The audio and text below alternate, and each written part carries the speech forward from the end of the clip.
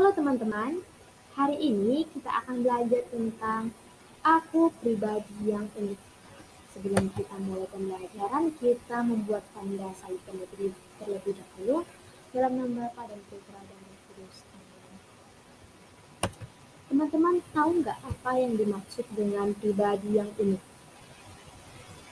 Pribadi yang unik artinya setiap orang punya kelebihan, sifat, dan bakat yang berbeda dari orang lain. Dan perbedaan itu bukanlah hal yang aneh, tapi justru sesuatu yang istimewa. Tuhan menciptakan kita semua dengan cara yang spesial dan penuh kasih. Selanjutnya, diciptakan Tuhan dengan istimewa. Teman-teman tahu nggak? Tidak ada dua orang di dunia ini yang benar-benar sama, bahkan orang kembar sekalipun. Setiap orang punya wajah, suara, sifat, dan bakat yang berbeda-beda satu dengan yang lain. Itu semua karena Tuhan menciptakan kita dengan kasih dan tujuan yang indah. Artinya, aku diciptakan Tuhan dengan cara yang luar biasa dan berharga. Selanjutnya, keunikan diri itu adalah hadiah dari Tuhan.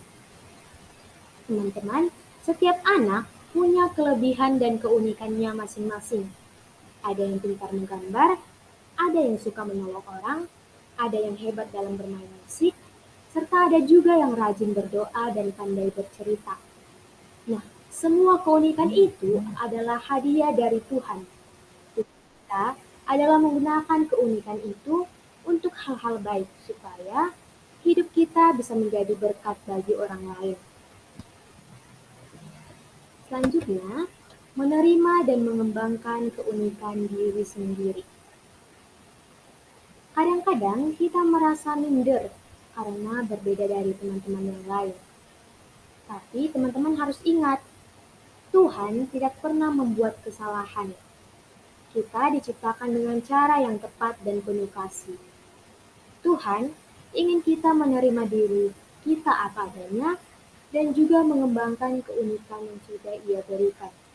Contohnya, kalau ada yang pandai menggambar, bisa berlatih supaya menjadi semakin bagus.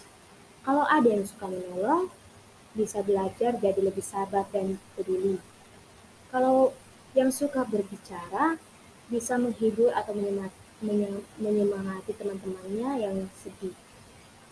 Dengan begitu, kita tidak hanya menerima diri sendiri, tetapi juga tumbuh menjadi pribadi yang lebih baik setiap harinya. Baiklah, kita lanjut menghargai keunikan orang lain.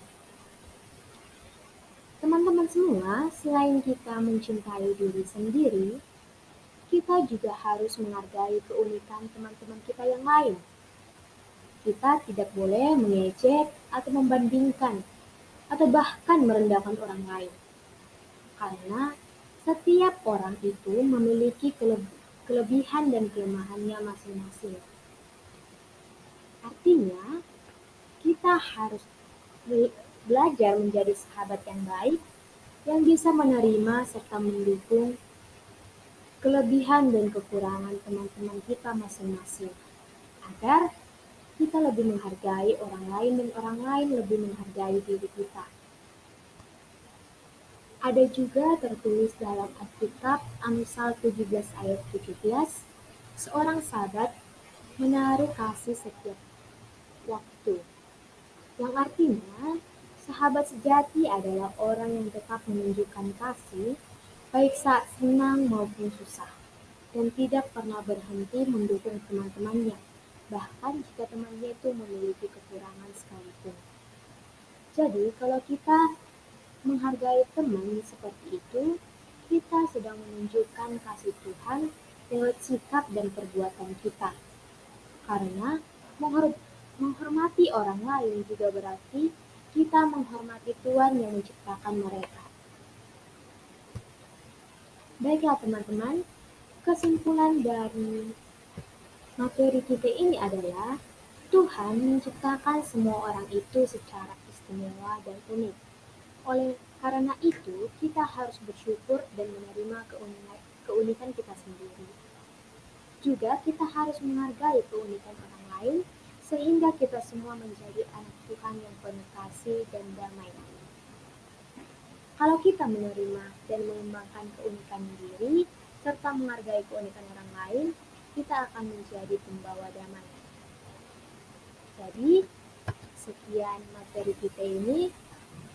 Sampai jumpa di pertemuan selanjutnya dan terima kasih.